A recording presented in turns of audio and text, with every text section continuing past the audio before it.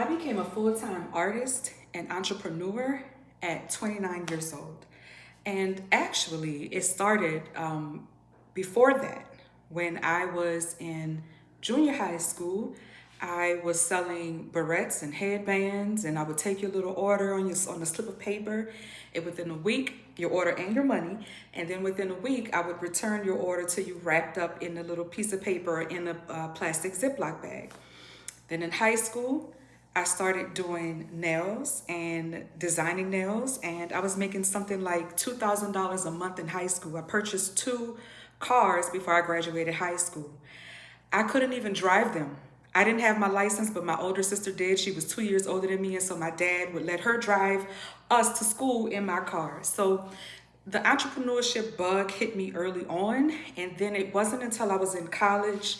The church I was attending, they were reading this book called The Purpose Driven Life by Rick Warren. And he was talking about how whatever you loved as a child is probably your passion and your purpose.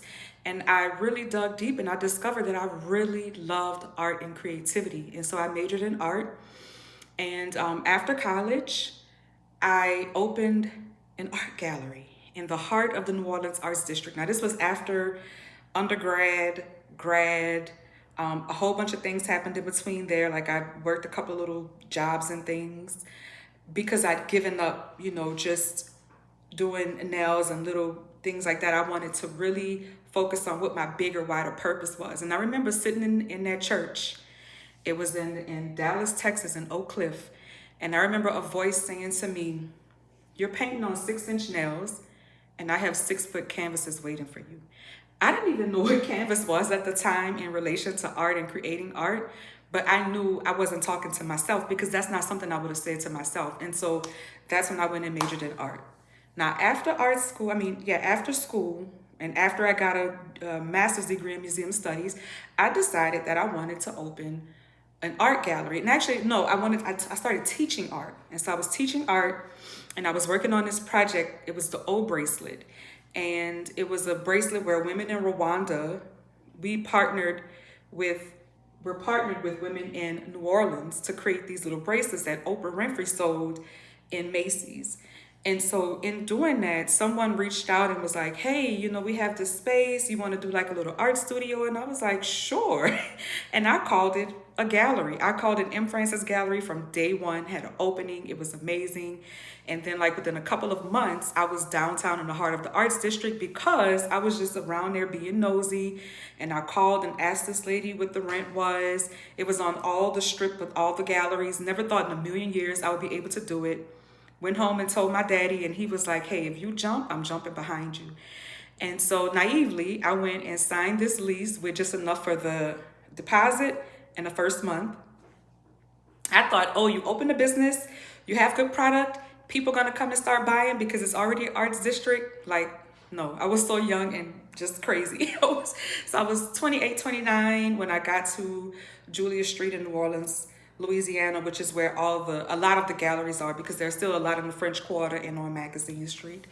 So anyway, luckily, my dad, true to who he was, he helped me out. My parents helped me out. My mom had just retired. I was blessed to get their support. There was a CDFI in New Orleans. I was able to get their support.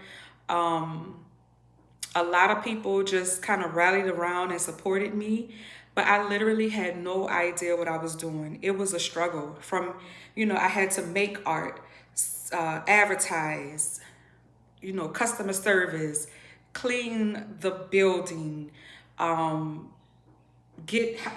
manage interns, bills. It was far more than I could have ever imagined. So fortunately, right around the time when I was like, yo, I cannot do this. I remember my sister and I, we were sitting in the gallery and I was like, oh my God, like panicking, bills are due. I had tapped out of everything that I had, monetarily. And fortunately, at that time, paint and sip parties were emerging, and nobody in New Orleans proper was doing them.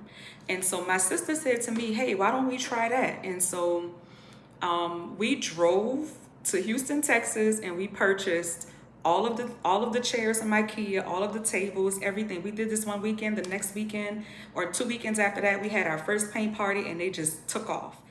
Okay, so everything started to take off once I started doing the paint parties. It was an exciting ride. I mean, it was filled with growth, hiring help, just all these exciting things started happening. I was meeting all of these amazing people, like women from all, walks of life, women that worked in all these different industries. I remember the Deltas had so many parties, like the Deltas held me down. And I would just say, like, in that season, Black women just showed up. I had a banner, like, at my 2-year anniversary. It said, shout out to Black women, because when I say sisters showed up, like, sisters were showing up. And I really just appreciated that. And the biggest, beautiful part of it was that I started selling more of my art. And that became because I was able to start creating these relationships with the women who were not only booking the parties, but then all of their friends. And so, like, after the parties, they would stay behind, and we would just get to talking, and they would ask me about, art and what did it mean. And then they would say, how much is it? So I recognized that part of it was people was always afraid to ask how much were the pieces. And even when I started putting prices, they would, they didn't even know, or just, would want to ask, hey, I love it, but can I do a payment plan? Of course you can. So that was like a major shift, a major surprise. It was beautiful. But along with that, and let me just say that in between, those years of success, I mean, it was just like, so the first 2 years, were really a struggle. Year 3, 4, 5, 6, 7 were really good. And then 8, 9, 10, I'll talk about that later, is when things started kind of going down and tanking. And part of that was not just business-wise, it was really me, emotionally, personally, but I'll get to that in a second. So anyway, in that, I had all of these amazing sales, and my work became a part of all of these amazing private and public collections, including the Smithsonian. Shout out to, one of my favorite people in the whole wide world that, made that happen. So all of this was happening, and it was great, and things were flowing, but at the same time, I was burning out. Because again, like I said in the beginning, I was creating art, advertising, selling, customer service, hiring help, training people, cleaning up, and on and on and on and on. And then with the paint parties, the customer service piece became infinitely more, because people could sign up online, but then they would also call. And then, like, on top of, like, the host calling with customer service issues, and their individual people would call. It was a lot. And then sometimes the host would call multiple times a week, like, how many people signed up? Like, it was just a lot. So I started burning out. And then, of course, with having a team, I was hiring mostly college art students to help with, cleanup, setup, helping me, while I'm teaching, things like that. And as they would graduate, they would move on. So some of them, the beautiful part was that most of them started out as interns, and then I wound up hiring them. And I just got to give a shout out to Xavier Art Department, because those were some of the best interns and workers that I ever had. Like, I loved those young people. So again, I started burning out, and in the middle of that too, I started taking art teacher jobs. I taught at quite a few public schools in New Orleans. I taught at Waldorf, which was an amazing experience. And it went from me teaching part-time. Every now and again, I would take a full-time position. And then when I really started burning out with business, because I'd moved from Julia Street, I needed to go to a bigger space, which was in the Marigny. That space, the overhead doubled. People thought that because I left Julia Street that my rent went down. My rent actually doubled. And because actually that second location was in the Marigny, which is also still considered the French Quarter. So that location, I mean, that increased my headaches. And I really need to talk to artists and creatives about this, because that was like the pivot. And what I did not do well, I did not know how to pivot, right? The pivot when you grow faster than you actually know how to handle. And right in that time, I also was having a lot of personal challenges. I went through a divorce. Like a lot of stuff was happening. I was pregnant and lost the baby. Like a lot of things happened, and it did not feel good. And so after that, I really, really was tired. I was tired of really just like working to peak. Like I think on the outside it looked like I worked mainly 3 days a week, like Friday, Saturday, Sunday when I had paint parties, but I was really working Friday. I was working every day, every single day. I never took a day off because if it wasn't actually doing the events, it was ordering, it was customer service, it was creating my own work. It was, I mean, all the things, it was cleaning, it was all the things, it was hiring, it was training. And so I burned out.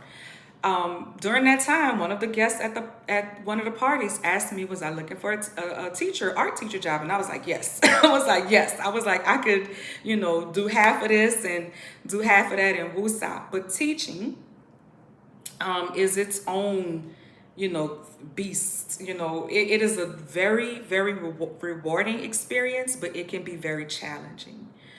Finally, I decided to kind of step away from having a physical location, and I was just teaching. And during that time, I knew that I needed to do it differently. Now, what I didn't say at the beginning of this is that I also used to flip real estate. So I was doing some real estate when I first started the gallery, which is when my partner and I first got together. So those "We Buy Houses" signs, I had them. Some of them were mine. And so I was doing wholesaling, and I was doing, signing contracts and selling contracts and working with investors. And I loved it. I loved it. I love real estate. You understand? I love real estate. But at the time, my partner asked me, hey, you're doing a lot. Like, can you just for now, can you choose and let us ground into something, and then we can revisit, it all later. And of course, kind of naively, I would say now I chose art. So I put real estate to the side, but I always would think about it, and I always kept up with real estate. I'm always looking at real estate, always, right? It was always a thing. And so while I was teaching and I didn't have a physical location anymore, I started looking at real estate and saying, okay, this is how I can reduce my stress by reducing my overhead expenses, by buying something, collaborating, partnering with people. Like collaborations I'd learned that were some of my most successful events. And so I really wholeheartedly believed in collaborating, and I started thinking about how I could do things differently. And so finally, I did, right? We had this amazing space that was like art space, Airbnb, like things finally started making sense. And then COVID hit. Not only did COVID hit, relationships and partnerships fell apart. Like collaborations fell apart, right? Very, very, very hurtful, very painful things happened. And so when COVID hit and, everything just went to pieces, I was like, you know what? I'm done. I don't even want to be an artist no more. Like, God, you put this thing on me, but this is way too heavy. I don't know if, I just was like, I was done. I don't want to, I started resenting the very thing that I thought I was put on this earth and called to do. And so, maybe like a year later or so, at the end of the pandemic, I left. I moved away. I got rid of everything I had. I sold everything I had, and I took just what I had in savings, and I moved to Rwanda. And I was there for 2 years. I came home for 3 months to see if I was ready to integrate, to begin again, and I just wasn't. I left. I went back. And also the reason why I went back is because my health, like while I was there, mentally, spiritually, I felt like coming back to myself, not really necessarily wanting to do art again. I was doing it a little bit. Because I bought a tablet and I started doing digital art. Because I can't never not be creative. But I just didn't have the the passion, right? So I thought that taking that time would also give me the time to revamp my passion. So anyway, I came home. I started teaching art again. I started feeling sick. I just wasn't, my headspace wasn't there. And so I went back. As soon as I got back, my mom passed like a week or so after that.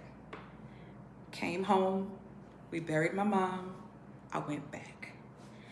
And that was tough because part of me wanting to, also be a successful artist was tied to her because I've always just wanted to make my mother proud, right? I'd done some stuff when I was little. I just didn't listen. I wasn't bad, but I just wanted to do me. And, but I also really wanted to make her proud, really wanted her to be happy. And, her passing, I needed time. I needed more time to heal. And so I went back and I did take a couple of months to heal and I thought I was ready. And I tried to do all of the things that I'm launching now. And I just couldn't. Every day I woke up and I just had no juice. I just had no juice. And thank God, here's what happened. I had won a $25,000 artist sabbatical from Exodus Summit. And I had won it before I left and I thought I would get it, once I had gotten there or whatever. And I didn't. But when I got home, like right after the funeral, I just went back. I was like, I'm gonna figure it out once I get back to Rwanda. And the money, they wind up saying, hey, Maisha, listen, we finally met the goal. We're gonna send it to you. And I was like, what?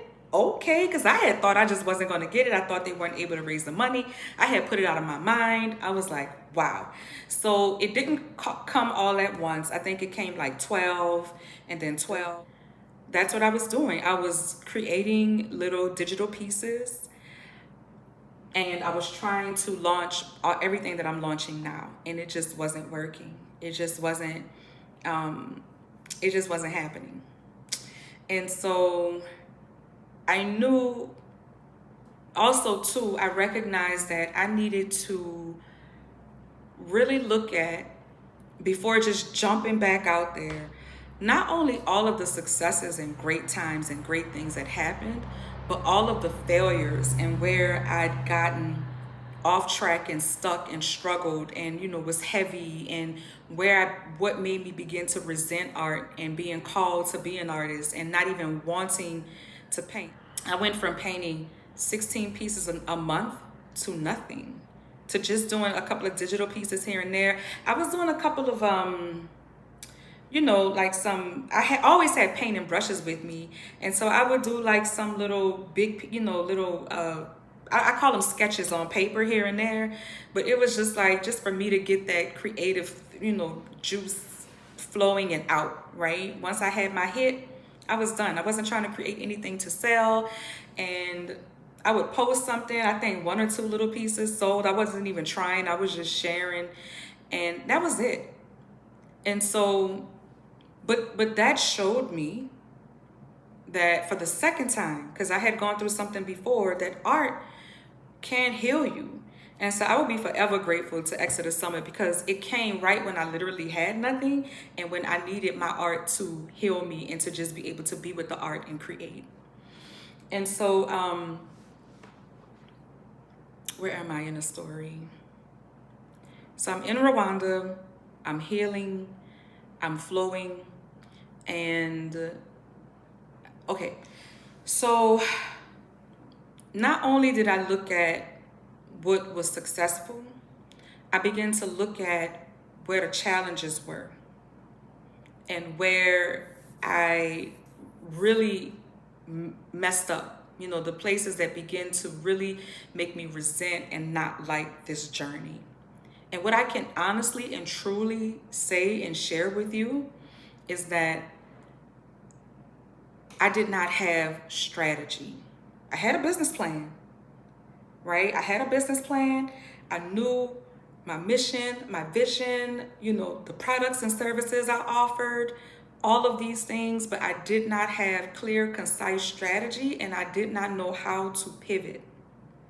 I did not know how to be an artist and an entrepreneur at the highest levels at the same time. That was very, very painful because they are almost two completely different things, but you have to be both if you want to be a full-time artist.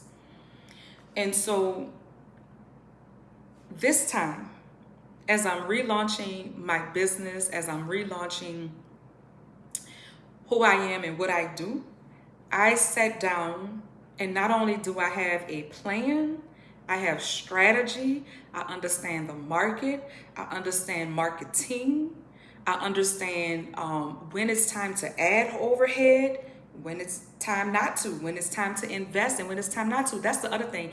I was a serial investor.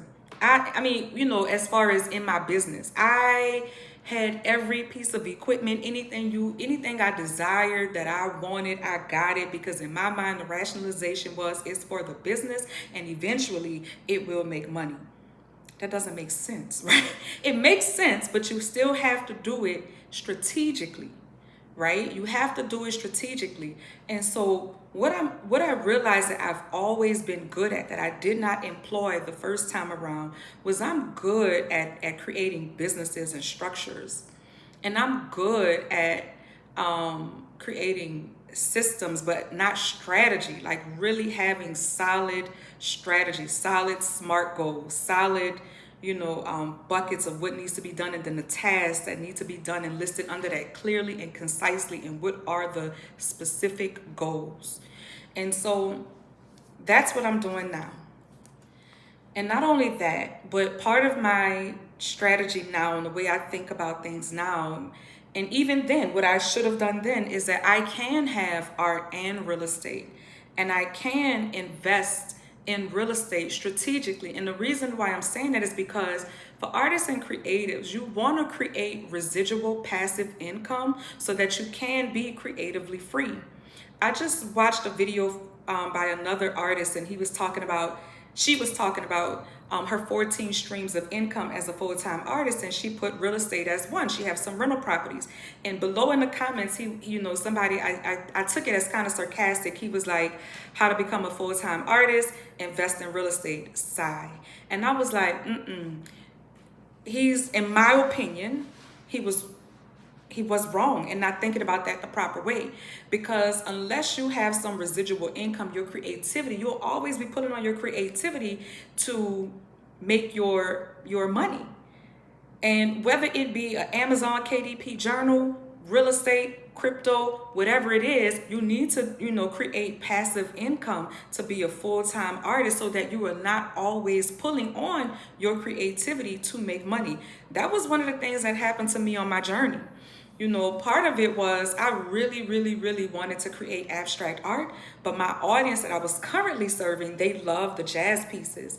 Now, I still went ahead and started doing the abstract, but how I pivoted, how I went into it, that's a great example of the strategy. I should have put more strategy behind it, because the abstract pieces, they, to me, are more powerful, and they made more money, and they had a wider audience.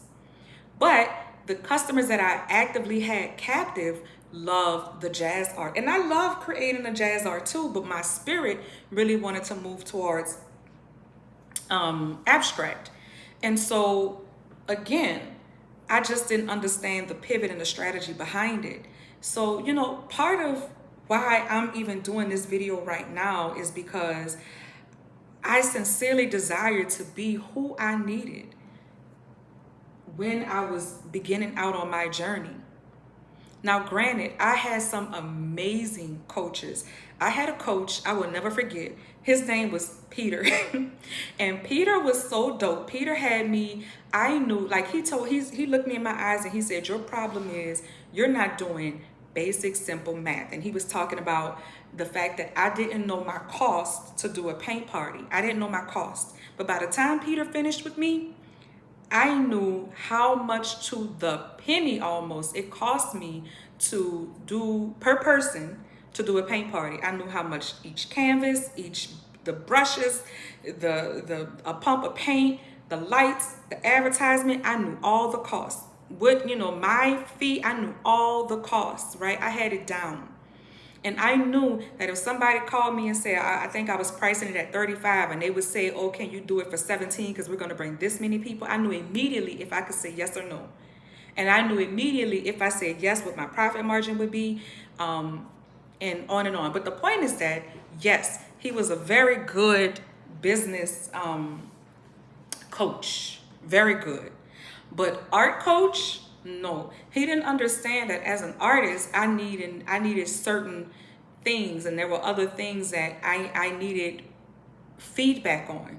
You know, the types of pieces I was putting out, you know, how I was doing it, who I was collaborating with, when, why, you know, just different things as an artist that were not addressed. And I felt like if I had an art mentor, art business mentor, I would have been in a better position to make some different decisions. And again, no shade, because this man is very good at what he does. And so now, as I regrow my business, I have a deep desire, a need maybe, to be who I needed when I first started out on my journey.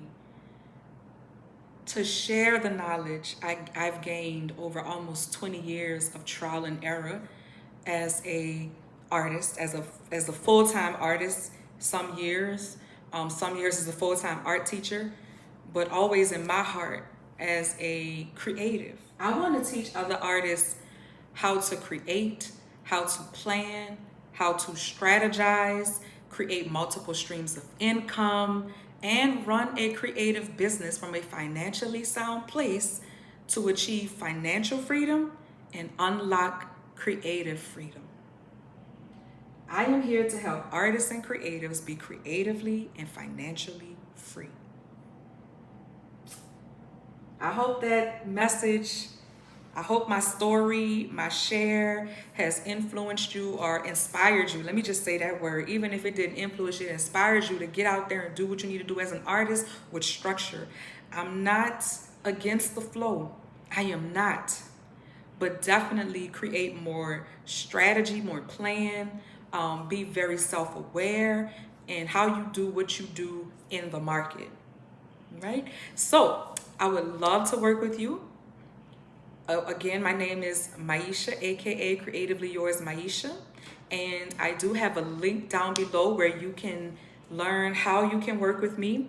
As a matter of fact, right now I have a 27-day creativity challenge, and within that challenge, one of the free bonuses, I have 2 free bonuses. Like, you get all these amazing things in the challenge, but you also get 2 free bonuses, which are a artist statement workshop, something that every serious artist must have if you want to go to the next level. And then I'm also offering a free one-on-one session with me. I'm doing one-on-one sessions with me for free if you join the 27-day creativity challenge. All right, it's launching September 7th, Saturday, September 7th. The creativity challenge is launching. So that link is also going to be down below. I would love to see you there. All right, y'all. Listen, like, share this video with your artists and creative friends. Share. All right, sending peace and love. Catch y'all on the next video. Bye.